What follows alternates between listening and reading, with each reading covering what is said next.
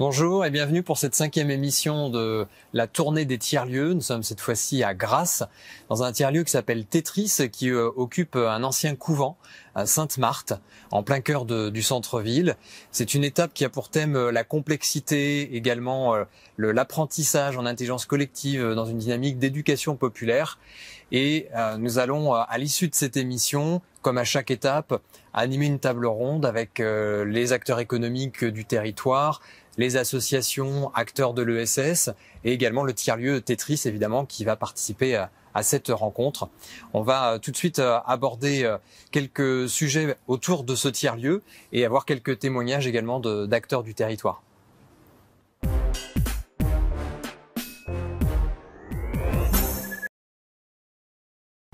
Philippe Chemla, bonjour. Salut. Donc, tu es le gérant de la SIC Tétris. Je ne suis plus depuis cette année. J'ai été le gérant pendant 6 ans. Cofondateur de Tétris. Merci de nous recevoir. Cofondateur, c'est pas un terme qui convient parce que c'est un collectif ici. Ouais. C'est une vraie CIC. Et donc cofondateur, enfin, voilà, j'étais au début. Voilà. D'accord. Partie prenante c'est un collectif, de toute la dynamique de Tétris.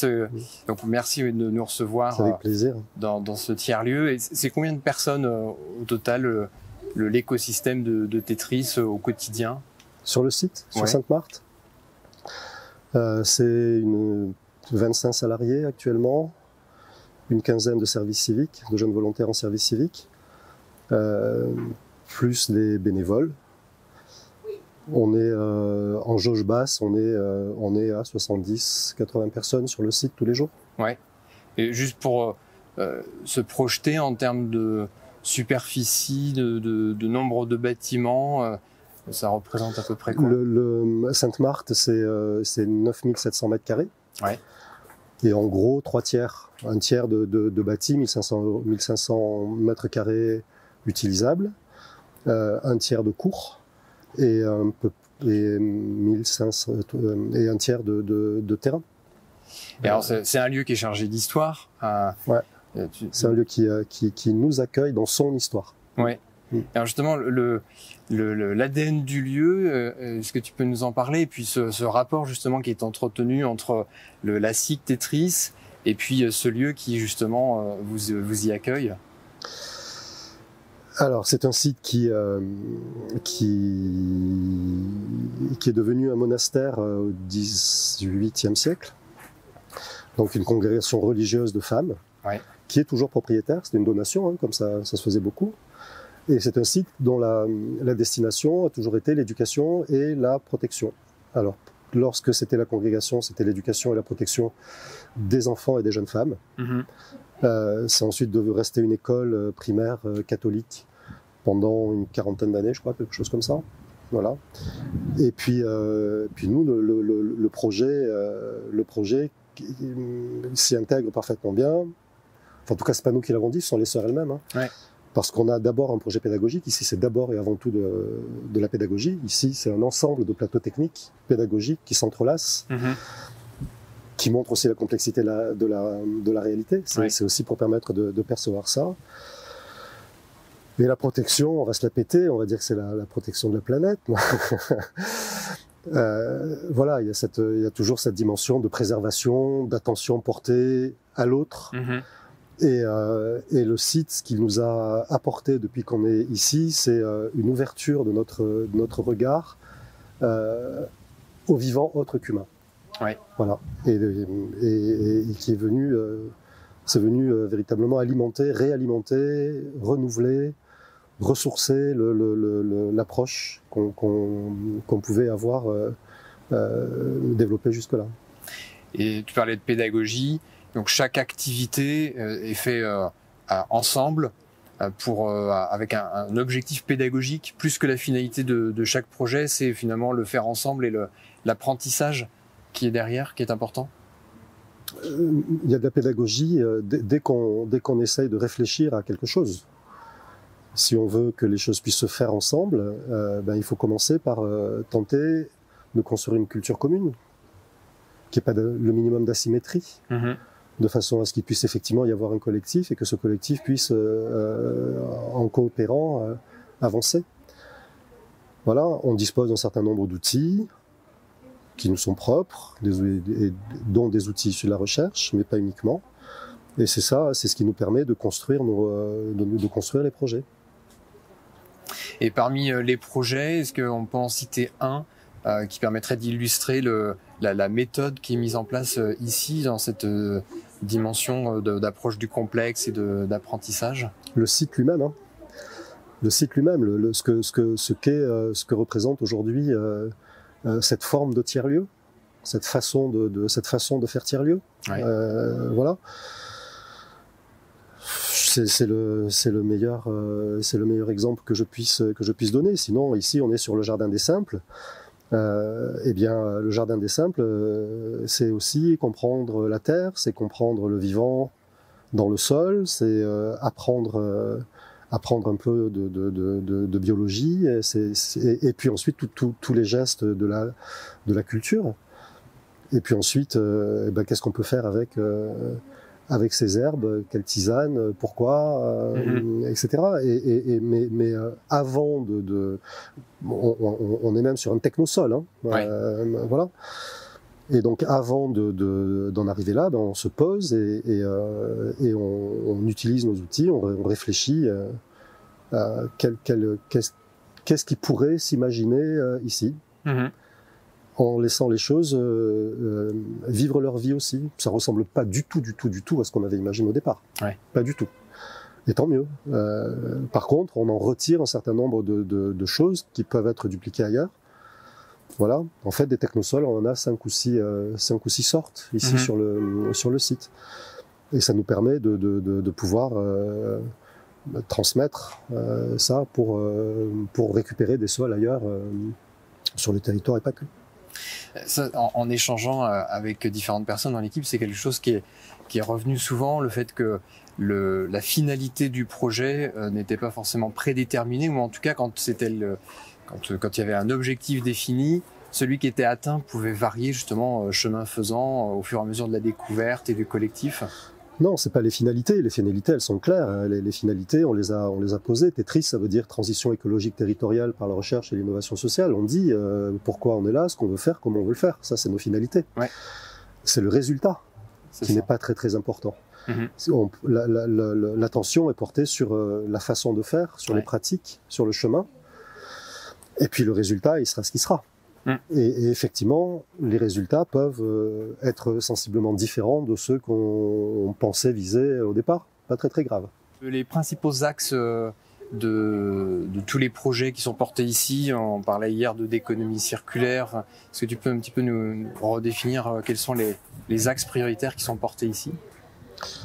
Alors, la colonne vertébrale, c'est la recherche. Hein. Ouais. On contribue à modéliser des tiers-lieux de recherche. On est inscrit dans des réseaux du tiers secteur de la recherche, c'est-à-dire la recherche qui se fait en dehors de l'université, et à la reconnaissance de cette forme de recherche. Mais c'est aussi parce qu'on réfléchit à la justice sociale et qu'on considère que tous les savoirs sont légitimes. Et qu'il n'y a pas un savoir voilà, c'est la diversité des savoirs qui fait notre richesse. Ça, c'est la particularité de l'approche de Tetris depuis l'origine. Hein. On a conçu le projet comme ça. Et ensuite, on a effectivement des axes de travail, donc l'économie circulaire de territoire, donc des axes qui répondent en fait aux enjeux de la transformation écologique des territoires. Économie circulaire de territoire. À chaque fois, on va chercher un premier niveau d'éducation populaire, comment on sensibilise, comment on permet de travailler sur les imaginaires un petit peu quand même. Ouais.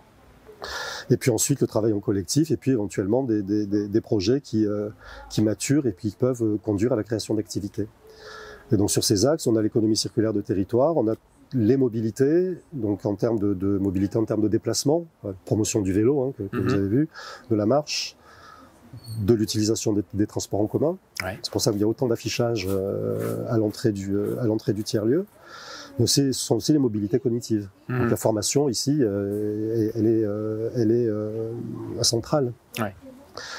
Voilà. Ensuite, il y a l'éco-conception de services.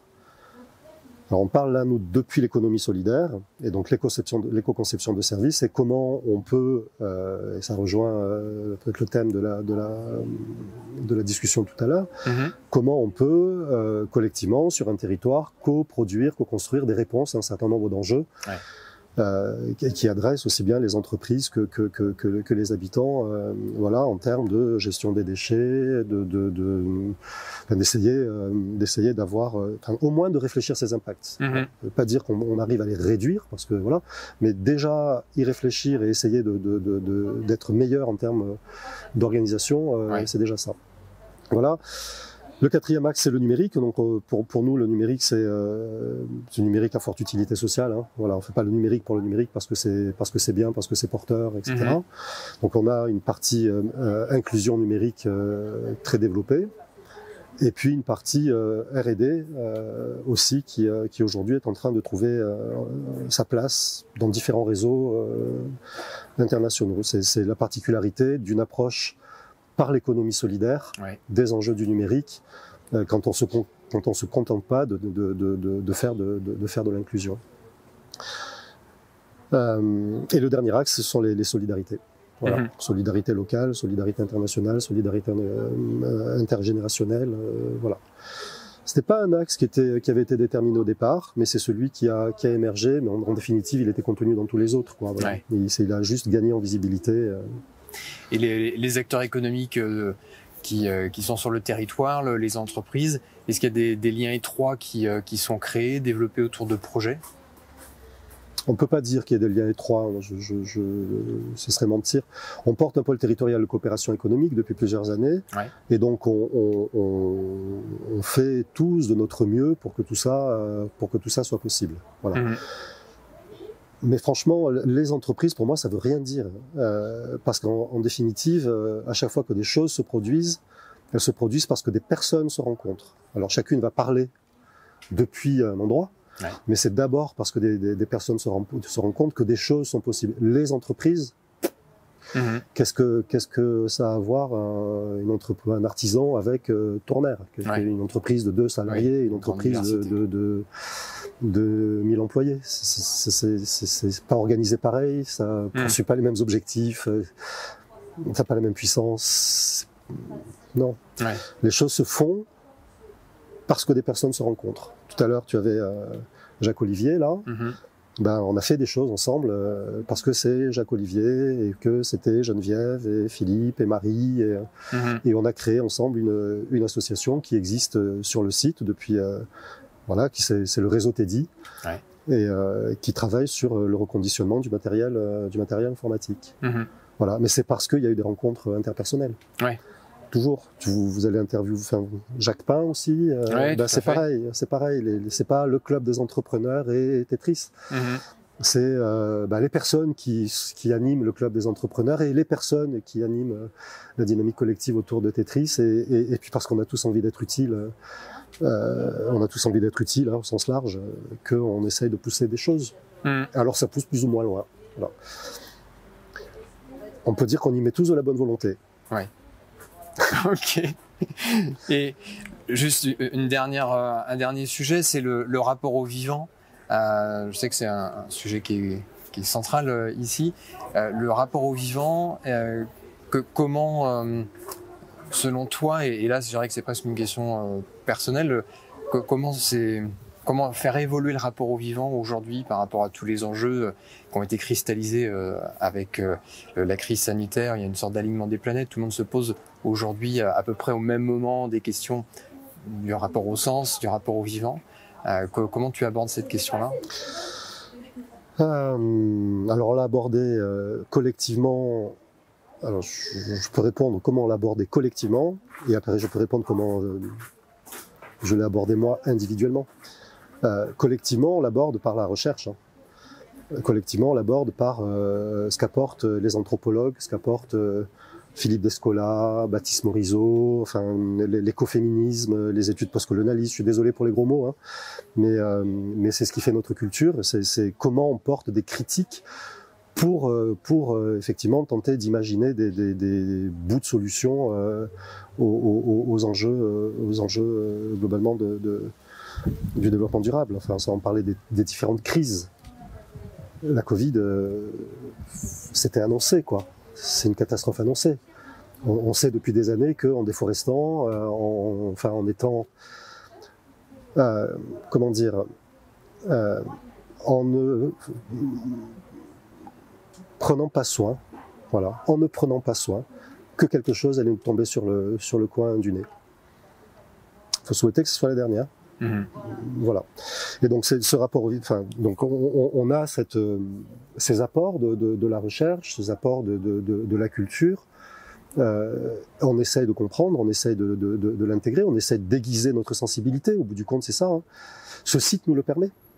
Ce site nous le permet. Je vous engage à aller voir dans la petite salle qui est à côté de la chapelle, les vidéos qui ont été faites à partir des pièges photographiques qu'on a posés sur le site. Vous allez voir la vie des blaireaux sur le site. Ouais. On aiguise notre sensibilité et on essaye de s'améliorer. Aiguiser sa sensibilité, très bien. Voilà. Oui, aiguiser sa sensibilité, ouais. On va retenir ce mot de la fin. Merci Philippe. Merci à vous.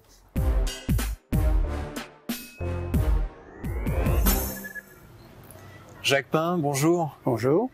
Vous êtes le vice-président et fondateur du club des entrepreneurs du Pays de Grasse. Oui. Et vous avez été dès 2006 parmi les précurseurs à vous saisir de l'enjeu de la RSE au sein des entreprises qui sont adhérentes dans le club. Est-ce que vous pouvez nous dire quelle est la genèse du club et puis sa finalité première, son ADN? Oui. C'est un peu difficile de résumer 20 ans d'expérience, même plus, parce qu'en fait, le club des entrepreneurs est né d'une situation de conflit entre deux mondes, enfin j'appellerais des sphères, la sphère politique, enfin en tout cas de territoire, l'affaire des pouvoirs publics territoriaux exactement, sur les Alpes-Maritimes et en particulier le territoire du Pays de Grasse, qui est un grand territoire, puisqu'aujourd'hui il comporte 23 communes importantes, et puis le monde, la sphère économique privée, la sphère du pouvoir économique et la sphère de l'économie de marché. Ouais. Lorsque cette sphère-là a découvert que le monde politique, ou en tout cas le monde de l'économie publique, enfin voulait faire de l'économie, alors qu'ils étaient plutôt, eux, chargés de gérer un territoire, la population, la citoyenneté, la sécurité, tout ce qu'on voudra, mais en tout cas pas l'économie. Ouais. Et à cette époque-là, je vous parle des années 1998, cette fameuse sphère économique et d'économie de marché n'a pas compris que des édiles ou des responsables territoriaux s'intéressent à l'économie en disant c'est de l'ingérence, qu'est-ce qu'ils vont faire là-dedans, ils s'y connaissent rien.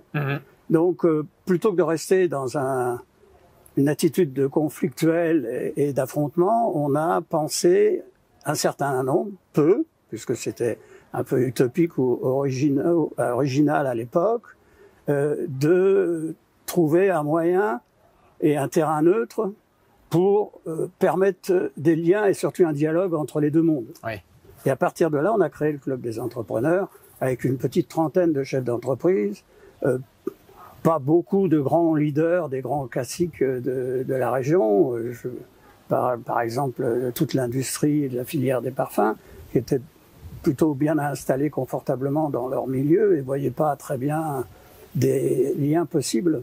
Et on a donc monté, on l'appelait un club parce que c'était en fait un groupement d'entreprises. De combien d'entreprises? Au départ, c'était une trentaine d'entreprises. De toute filière, de toute activité, avec une prépondérance bien sûr toute naturelle pour l'industrie des parfums, de l'arôme et des cosmétiques. Hein. Mais néanmoins, ça se voulait ouvert puisqu'il s'agissait d'un seul coup de dire, ben oui, un chef d'entreprise, c'est quelqu'un qui peut être intéressé et tirer avantage à aider au développement économique territorial d'un territoire. Qu'est-ce que c'est qu'un territoire? Donc on s'est posé des tas de questions. Et partant de toutes ces questions, eh bien, la RSE a été un des points ou des éléments qui ont permis de fédérer toutes ces idées qui commençaient à germer Et pourquoi elle germait aussi facilement? On pourrait dire, pourquoi pas avant? C'est simplement parce que, quand vous êtes chef d'entreprise, ou vous êtes dans un milieu même syndicat professionnel, vous êtes très axé, très en silo. Oui. Vous êtes très concentré sur vos exigences, qui sont celles de la réussite du développement économique et surtout financier, monétaire, si je peux dire, de l'entreprise. Donc, vous avez plein d'idées, mais ils restent dans les tiroirs et jamais vous n'avez la possibilité vraiment de les développer et d'en faire des projets. Le Club des entrepreneurs était un lieu où il n'y avait pas d'obligation de résultat, comme on le sait. Ouais. Il y avait la volonté de résultat, ce qui était très différent. Et c'est de cette manière, petit à petit, non seulement on a découvert que avec les pouvoirs publics, avec les responsables politiques du territoire, on pouvait dialoguer et s'enrichir mutuellement parce que les visions étaient différentes, mais avec un objectif souvent similaire ou semblable. Et puis d'un seul coup, on s'est aperçu aussi, enfin eux se sont aperçus aussi, que les liens créent de la collaboration, pourquoi pas de la co-construction, etc. Et d'un seul coup, encore une fois, là, la RSE était un point d'ancrage, parce qu'elle travaillait sur l'environnement, sur le social, sur la qualité, sur le bien-être, et donc tout ce qu'on appelle maintenant ces actions transversales qui permettent d'alimenter, d'enrichir la valeur même de l'entreprise, la raison d'être de l'entreprise. On a travaillé les nouveaux modèles économiques. Bien sûr, comme je le disais, l'environnement, mais l'environnement, c'était quoi? C'était l'énergie. Comment gérer correctement l'énergie et surtout la préserver. Et puis les déchets. Et puis la mobilité. Enfin, vous voyez, après, c'est ouvert à un champ d'action. Presque sans fond. Voilà. Et avec la volonté, parce que sinon on serait resté ce qu'on appelle en franglais un think tank. D'ailleurs, on a des idées. D'ailleurs, sur nos slogans, c'est agitateur d'idées, promoteur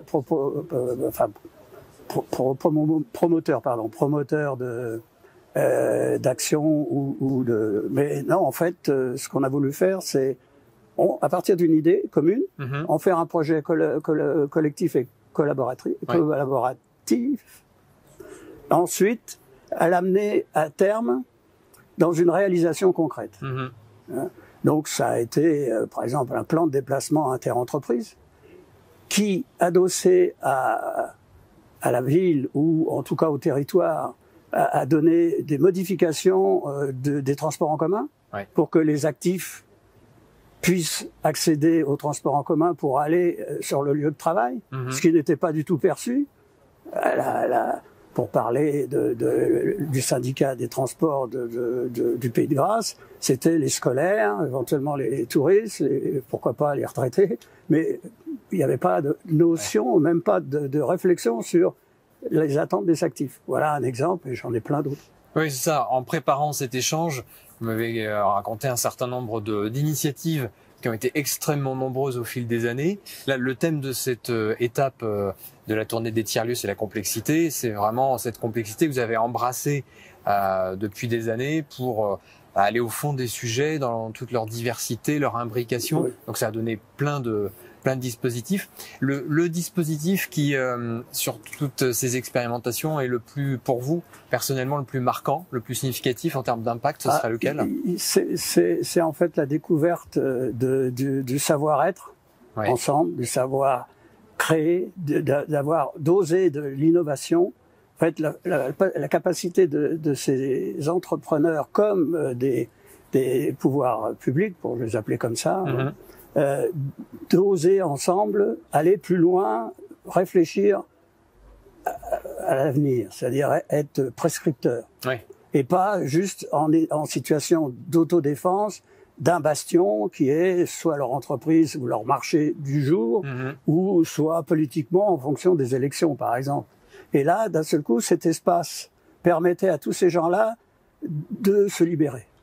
Et nous, on a créé derrière une équipe de ce que j'appellerais un noyau dur, qui sont des permanents, mais pas folkloriques. C'est des gens compétents, formés, expérimentés, qui absorbaient tous ces attentes, ces demandes, et travailler en ingénierie sur le projet.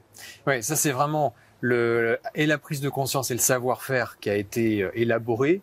Et parmi les projets opérationnels qui ont été mis en œuvre, que ce soit sur le plan environnemental ou social, il y en a tellement. On a repris, par exemple, pour parler de l'industrie emblématique de Pays de Grasse, on a repris les congrès. Ouais. On a mené les congrès qu'on a appelé le congrès Centifolia, qui était en fait devenu un congrès étriqué parce que trop technique. Et qui correspondait pas aux attentes de prospective. Ça répondait aux techniciens de cette industrie parce que ça parlait de la législation, des problèmes de risque de manipulation, etc. Hein. Mais ils avaient oublié complètement tout le contexte du consommateur, de l'évolution des goûts, des tendances. Et donc on a développé le bon, le beau, le vrai. Et sous des formes comme cela, qui ne parlaient pas aux chefs d'entreprise, aux techniciens, aux ingénieurs de l'entreprise. Eux, ils en étaient au process, à la production, au niveau de la qualité produite, mais pas au concept de savoir vivre, savoir faire, savoir consommer. Ouais, sur le qualitatif. Sur le qualitatif et sur l'humain. S'il y a une chose qui est mise en exergue, c'est l'humain. L'humain est au centre de la raison d'être de notre activité. On en parle beaucoup en ce moment, c'est devenu presque un phénomène de mode. Oui, mais en 1998 voilà, ou 2000... Ça. Je sais que vous étiez précurseur à l'époque. On nous prenait pour des amuseurs. Et avec cette montée en puissance de la RSE, de la prise de conscience et aussi des médias qui mettent beaucoup plus le sujet en avant, est-ce que vous avez perçu ces dernières années une amplitude beaucoup plus grande? Est-ce que vous sentez que finalement ce qui a été fait au club a été généralisé? Je vais peut-être vous décevoir, on a perçu le besoin d'un seul coup de commencer à sécuriser, à presque défendre ces valeurs, pour pas que ça devienne, comme le disent les Anglais, du greenwashing. Ouais. Il y a plein maintenant de belles revues ou de bons rapports qui sortent de l'entreprise ou d'ailleurs, avec des belles photos et des belles promesses et quelques courbes, mais on leur fait dire un peu ce qu'on veut. Mais le fondement même de ces valeurs qui sont l'avenir de nos enfants, le développement de l'intelligence collective, les systèmes de management comme l'holacratie, etc. Enfin, tous ces sujets qu'on a pris à bras-le-corps et qu'on a expérimenté, parce que c'est pas le tout de lire des livres ou d'avoir des idées. Qu'est-ce qu'elles deviennent lorsqu'on les met en pratique? Et ça, on a fini par dire, attention, tout n'est pas aussi beau que vous l'annoncez, tout n'est pas parfait parce que maintenant on se l'approprie, c'est continuons dans une action volontaire mais aussi intelligente, et soyons modestes. Oui, donc, bien sûr qu'on est très heureux, et nous, à notre petit niveau, hein, parce qu'on n'a pas de prétention, ça aussi c'est une chose. Tout ce qu'on a fait, et en particulier, j'ai mis l'axe là-dessus, ne doit pas nous appartenir. On défend pas des cathédrales bâties par nous-mêmes. On permet de bâtir des cathédrales, on apporte tous les ingrédients, et une fois que la cathédrale, si je puis prendre cette image-là, un peu trop religieuse peut-être, mais on le donne en gérance, on le donne à une institution, une organisation qui, elle, va le faire prospérer, pérenniser le système, etc. Et nous, on repart sur quelque chose. Sur autre chose, ouais. Parce que sinon, très vite, on aurait été, si vous voyez le camembert, si on peut appeler comme ça, de toutes nos actions depuis 20 ans, mais il y a des satellites partout. On dirait le Soleil entouré, je suis pas prétentieux, mais entouré de satellites, disons Saturne avec ses anneaux, quoi. Et aujourd'hui, en 2021, il y a combien d'entreprises au sein du club? Il y a à peu près 130 entreprises actives. Quand je dis actives, c'est-à-dire que là aussi, c'est difficile d'expliquer tout en quelques minutes, mais on travaille par atelier. D'autres peuvent appeler ça commission, mais atelier, c'est un peu le jargon de nous, industriels ou entreprises.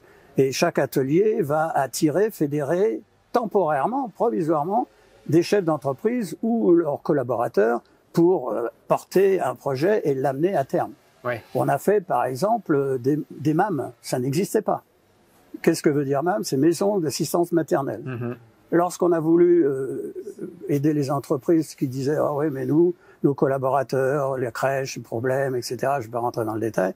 On s'est adressé à des entreprises qui sont des professionnels. Quand on a vu les tarifs, en particulier les patrons d'entreprise, on dit « Oh là là, on veut bien être gentil avec nos salariés, nos collaborateurs, mais enfin quand même. » Alors on a inventé une organisation, un système qui s'appelle la maison d'assistance maternelle, qui coûte 3 fois moins cher et qui est 3 fois mieux. D'accord. Bon, ouais. C'est prétentieux encore peut-être de dire ça, mais je vous assure qu'on peut, si on approfondissait la question, on pourrait le démontrer. D'accord. En mode frugal, en amélioration continue, vous avez réussi à égaler le même niveau de service. Oui, parce que, enfin après, il y a les problèmes de législation qui ont été adaptées pour garder les enfants, enfin surveiller les enfants. Enfin moi, c'est pas mon langage, donc j'ai pas les bons mots, mais et en fait, on a fait du sur mesure. D'accord. Et une dernière question. Et l'entreprise était le patron de l'entreprise, pour encore faire court, s'est engagé là. Il a mis des sous. Oui. Et il n'a pas juste délégué. C'est le grand drame. Souvent, c'est que ça nous en c'est juste délègue. Un budget externe. Voilà. Et puis voilà, on paye, et puis on oublie. Là, quand le chef d'entreprise, le technicien des pouvoirs publics ou les services publics s'engagent, c'est une autre façon de vivre le territoire. Et alors justement, on parle de territoire, on est dans un tiers-lieu, le tiers-lieu Tetris. Est-ce que le club des entrepreneurs en tant que tel ou ses adhérents collaborent avec Tetris? Tetris, de quelle manière? Attendez, Tetris. Transition écologique pour le développement du territoire, hein, pour le développement et la recherche d'innovation territoriale. Ouais. On est en plein dedans. Je dirais même, on n'a pas attendu Tetris. Les SIC, puisque Tetris est une SIC, nous on l'a créé bien avant, des SIC aussi, parce que c'était un moyen de favoriser encore une fois l'humain et la coopération. Excusez-moi, je parle trop vite. Coopération, parce que je suis tellement passionné que je finis par mon cerveau va plus vite que mes paroles. Coopération des talents et des égaux, mais pas E-G-O, c'est E-G-A-U-X. Ouais. Et tout ça permis parce qu'on était dans un lieu neutre où on pouvait s'exprimer, où il n'y avait pas d'enjeu de hiérarchie ou d'ego. Et donc, Tetris, on a travaillé avec eux. Avant même, Tetris était avec Eva Leco, qui est à l'origine un peu de Tetris. Et on a travaillé sur les mêmes sujets, c'est-à-dire l'impact de nos activités industrielles et économiques sur le territoire, sur le citoyen, sur l'environnement. Un partage autour des réflexions, des travaux, exactement. Des publications. Qui aboutit, parce que vous savez bien que les gouvernements aiment bien sortir du chapeau des grands projets. Ça passe bien dans les médias. Donc il y a un projet, il y a 2-3 ans, peut-être 5 ans, peut-être maintenant, il s'appelle French Impact. Hein? Qu'est-ce qu'a fait Tetris? Est venu voir le club des entrepreneurs. Tous les impacts dont le French Impact, autour duquel le French Impact s'organise, sont chez nous, à notre modeste dimension. Mais on a tout exploré, ça, et plus qu'exploré, on a réalisé, on a fait des réalisations. D'accord. Voilà. Très bien. Merci beaucoup, Jacques Pain, pour le partage d'expérience.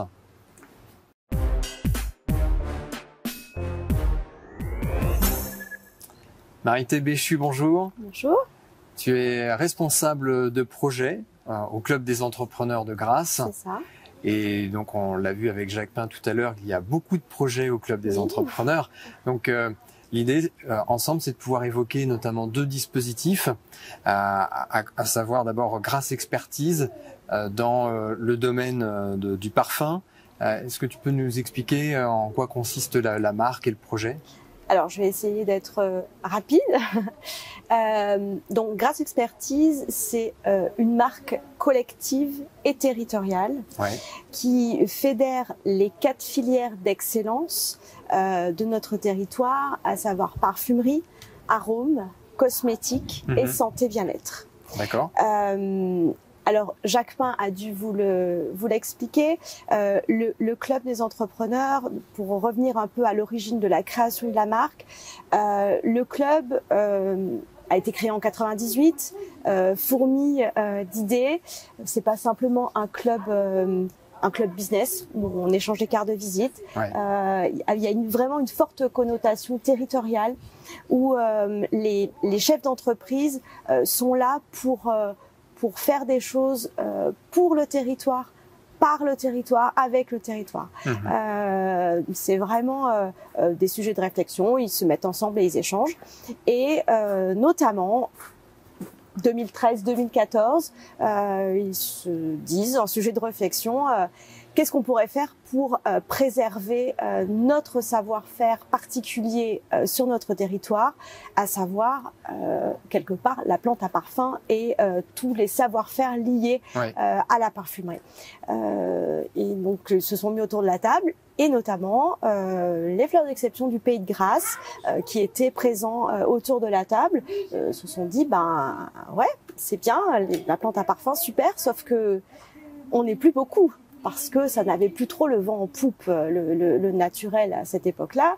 On était plutôt sur des matériaux de synthèse, bon, c'est très bien aussi, mais et du coup, ils se sont dit, ben, on va créer un label qui protégerait nos savoir-faire et l'agriculture, puisque il n'y en avait plus beaucoup.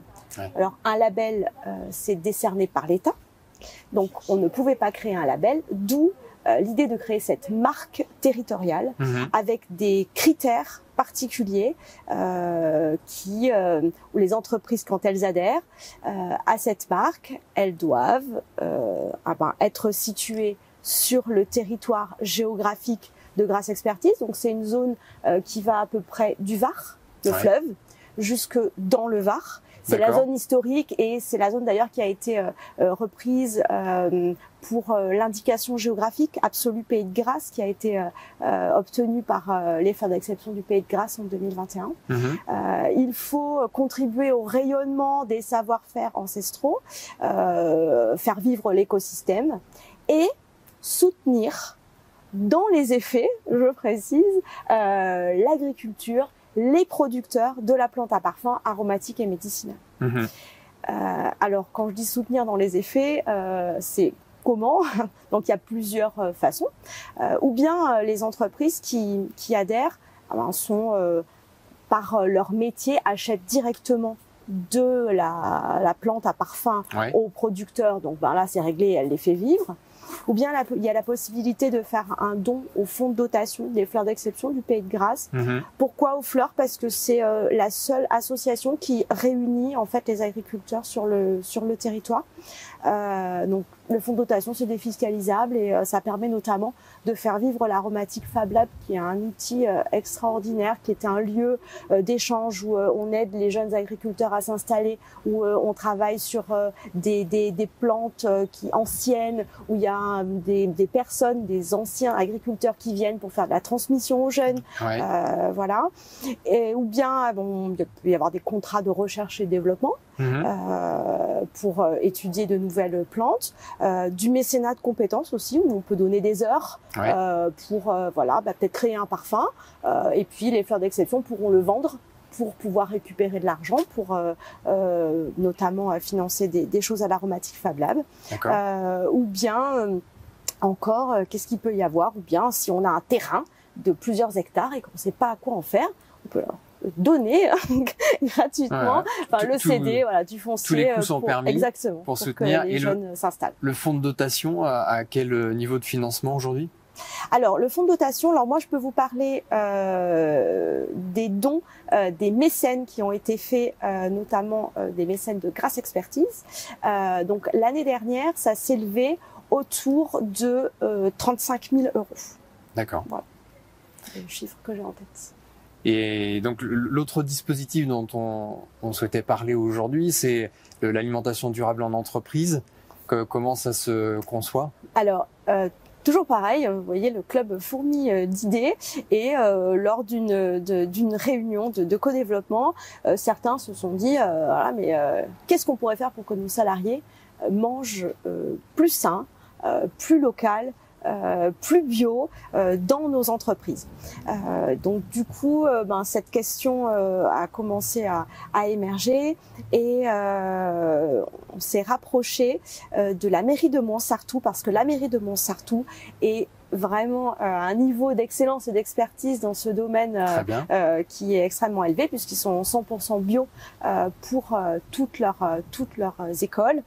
Et elles avaient envie, elles aussi, de se rapprocher des entreprises pour essayer de voir ce qui était possible de faire pour les salariés. Donc, on s'est naturellement trouvés. Et donc, on a commencé à travailler avec eux sur cette idée-là, avec aussi Agribio 06, qui est l'association qui fédère les agriculteurs bio du département, pour peut-être avoir un fournisseur, un ou plusieurs bio pour les salariés. Donc ce projet est possible notamment grâce à la région qui a financé à travers un soutien FEADER pour pouvoir embaucher des personnes de la ressource humaine pour pouvoir s'en occuper. Du coup, il y a plusieurs commissions de travail. Il y a une commission où on fait des défis en entreprise. On va dans les entreprises, il y a des ateliers cuisine qui sont proposés avec cuisiner zéro déchet, cuisiner un légume local, pédagogique etc. derrière. Voilà, avec un enseignement, même si j'aime pas le mot, mais c'est un peu ça. Il y a une commission qui s'occupe de recenser les bonnes pratiques qui sont déjà faites dans les entreprises, avec notamment, on a l'aide des étudiants du master GEDD de l'Université Côte d'Azur qui vont dans les entreprises et qui font un petit diagnostic. Qu'est-ce qui se passe chez vous, le café, le machin, est-ce que vous faites des choses, est-ce que vous triez, donc ça va au-delà de l'alimentation, on est vraiment dans quelque chose de durable. Il y a une commission qui réfléchit à la création d'une marque, un peu sur le modèle d'ailleurs de Grasse Expertise, des entreprises qui auraient ce label-là, alimentation durable en entreprise, et qui pourraient le valoriser auprès de leurs salariés et auprès aussi de leurs clients, parce que une entreprise qui fait attention à ce que mangent ses salariés, c'est toujours valorisable. Et enfin, une dernière commission qui réfléchit à comment est-ce qu'on fait venir les produits bio qui sont plutôt dans l'arrière-pays, le moyen pays, jusque sur la côte, parce que c'est pas forcément évident de connecter les deux. Mais voilà, il y a presque une vingtaine d'entreprises qui sont engagées dans le projet alimentation durable en entreprise, voilà, qui grandit. Et puis avec la création de la marque, on espère perdurer, voilà, et puis pour que ce soit essaimé à d'autres, peut-être à d'autres territoires même. Très bien. Voilà. Merci pour le témoignage, Marité. Ravie. Merci beaucoup à vous.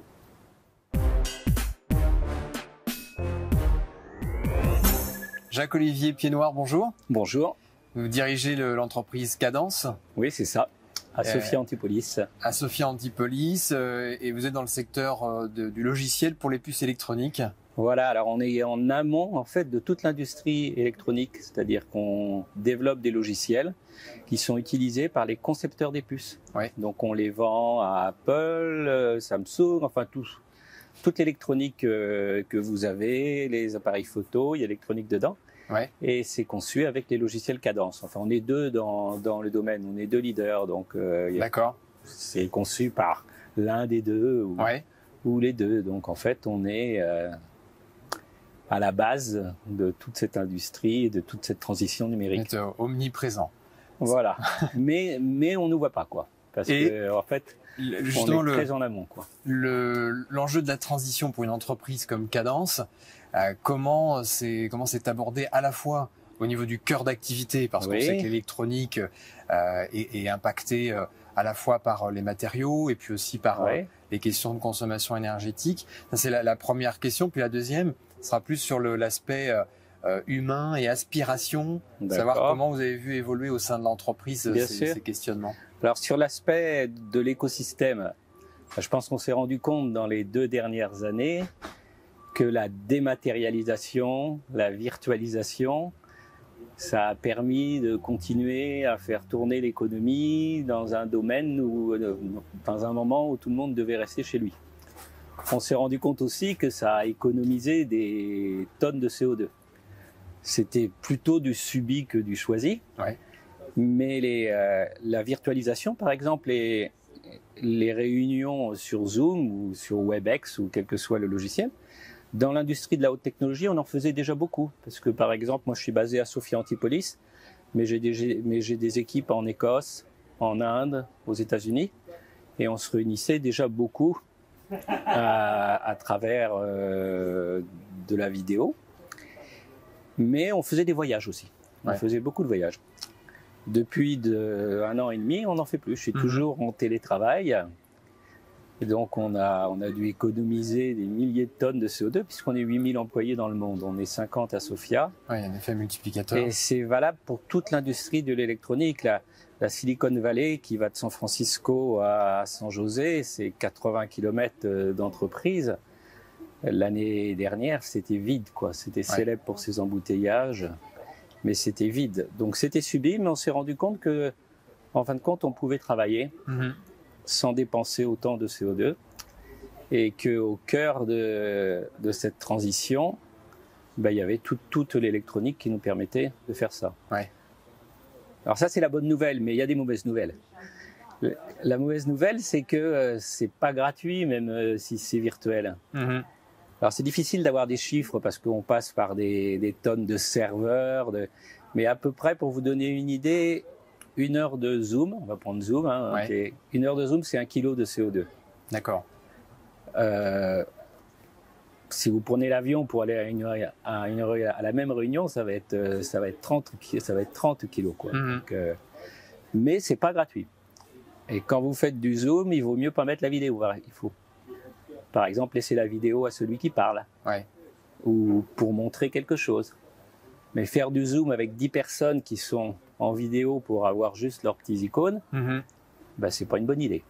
Et ça, chez Cadence, dans le cœur d'activité au niveau du logiciel, ça a quel impact, et notamment pour l'anticipation sur les enjeux, par exemple, non pas de résilience, mais de sobriété numérique? Est-ce que ça affecte la roadmap, par exemple, des logiciels? On s'est rendu compte qu'on était bien préparé parce qu'on faisait déjà beaucoup de réunions comme ça. Et du jour au lendemain, en fait, le vendredi soir, on a fermé les bureaux à Sofia. Et je me suis dit, c'est pas sûr qu'on rouvre lundi. Et on n'y est pas retourné depuis. En fait, j'ai mon assistante qui maintient le bureau, puis on continue à faire travailler les fournisseurs locaux parce qu'il faut pas qu'ils soient trop impactés. Il faut que ça soit prêt pour quand on reviendra. Mais on avait déjà en interne les moyens informatiques. Après, pour des entreprises qui sont plus loin de ça, dans la mécanique, dans le bâtiment, qui n'avaient peut-être pas les moyens informatiques que l'on avait, ils se sont reportés sur les grands du logiciel, des serveurs. J'ai pas besoin de dire leur nom, c'est les GAFA, quoi. Ouais. Et nous, à Cadence, il se trouve que les GAFA, c'est nos clients. C'est eux qui nous achètent les logiciels pour faire les puces et pour faire les serveurs. Donc, en fait, la pandémie, si vous regardez l'état de l'économie numérique, ça s'est très bien porté dans les 2 dernières années. On a diminué les coûts parce qu'on reste chez nous et on a augmenté les ventes parce qu'on a plus besoin de circuits. Alors il y a des problèmes sur l'approvisionnement, les fabrications, toutes les femmes, même les fabrications françaises, on fait de la fabrication en France, à Kroll, ST Microélectronique, sont pleines. Toutes les fabs sont pleines, on sort des circuits parce que les besoins en numérique n'ont jamais été aussi importants, quoi. Et sur la partie plus managériale, vous avez une règle qui est en place où chaque collaborateur peut affecter 5 jours, je crois, par an. Oui, alors ça, on l'avait avant, mais tout ce qui avait un rôle social et de responsabilité sociale et économique, je pense jouer un rôle d'autant plus important que l'on reste chez soi. Parce que c'est des opportunités de se rencontrer, mais dans un autre contexte. Par exemple, moi, tous les matins, à 9h30, j'ai un WebEx Café, j'appelle ça, où je rencontre les gens de mon équipe à Sofia, pas ceux dans les autres sites, où on discute. On peut discuter travail, mais on peut aussi discuter du week-end, quoi. C'est comme on se voyait à la cafétéria avant. Au début, c'était bizarre, mais depuis, on a pris l'habitude, on vient ou on vient pas. Et ces 5 jours que l'on avait, donc la société, ça se fait beaucoup dans les entreprises de la Silicon Valley, donc on n'a pas été pionnier là-dedans. On l'a fait parce que ça se faisait beaucoup. Et en fait, dans notre domaine, il faut savoir que les ingénieurs en informatique, en électronique sont rares. Donc les entreprises multiplient les initiatives pour les attirer. Ouais. Un baby-foot dans la cafette, ça suffit plus, quoi. Et parfois, c'est des bonnes initiatives. Alors, on peut dire que les intentions n'étaient pas de faire le bien sur la planète, mais que c'était de recruter des bons ingénieurs. Mais si à la fin, c'est un résultat positif, tant mieux. Et par exemple, donc, on a ces 5 jours que l'on doit utiliser dans le cadre d'actions que l'on juge caritatives, initiatives. C'est l'employé qui juge. Ça peut être dans une association, par exemple. Ça peut être dans une association. Je me souviens qu'au début, on avait essayé de trouver des règles pour savoir ce qu'était caritatif. Alors, un directeur de site avait dit, si je refais le jardin du pasteur. Alors, tout le monde a dit, bah oui, bien sûr. Et moi, en bon français, j'avais dit, et si je distribue des tracts du Parti communiste dans un marché? Et ils avaient dit, bah oui, puisque c'est aussi bénévole. Et puis finalement, on était tombé sur le fait qu'il valait mieux laisser chaque employé juger. D'accord. Donc chaque employé pose son jour en disant c'est un jour caritatif. Son manager peut ou ne pas lui demander quoi, ça dépend. C'est lui qui juge. Et par exemple, je ne l'ai pas fait cet après-midi parce que, mais j'aurais pu, comme je suis là, c'est quand même un but caritatif, écologique, j'aurais pu poser un jour pour ça.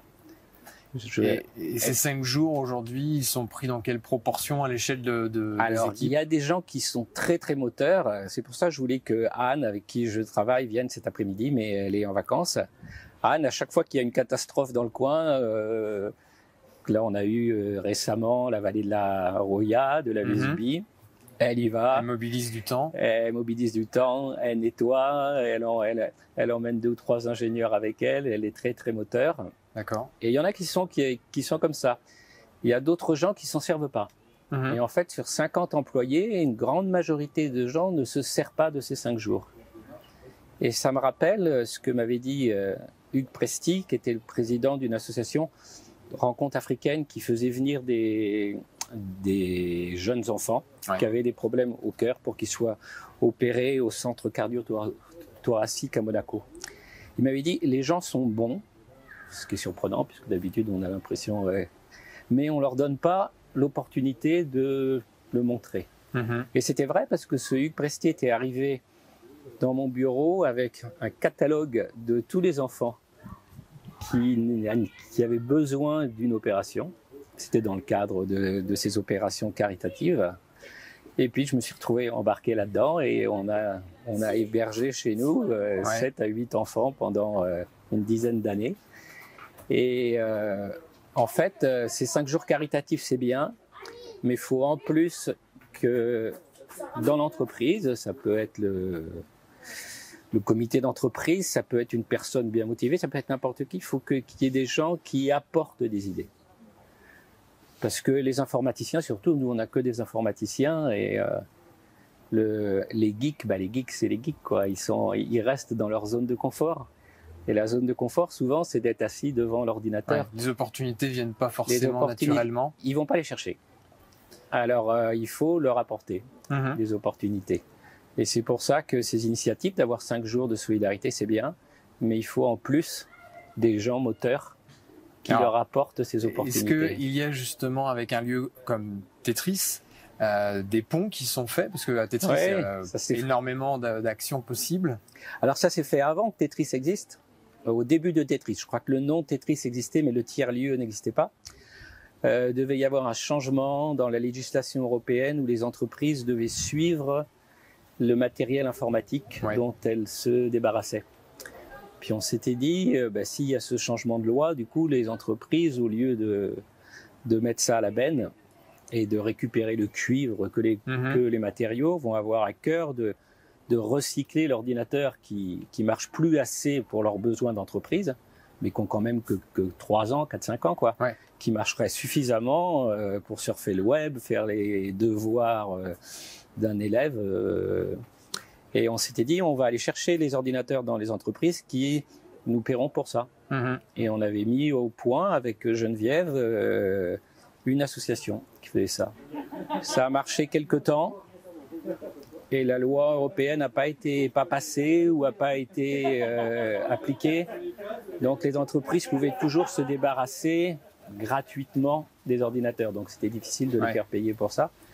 Et c'est un peu bête parce qu'en fait, c'est la chambre de commerce qui met des bennes dans Sophia Antipolis et les gens mettent un ordinateur qui marche, le laissent tomber au fond de la benne et ça devient un ordinateur qui marche plus. D'accord, donc ça n'a pas été pérennisé. Ça n'a pas été pérennisé, mais ça a marché pendant 3-4 ans, plutôt basé sur un réseau. C'est-à-dire un réseau d'amis qui étaient directeurs d'entreprise et puis qui travaillaient avec nous pour le suivi de ces ordinateurs.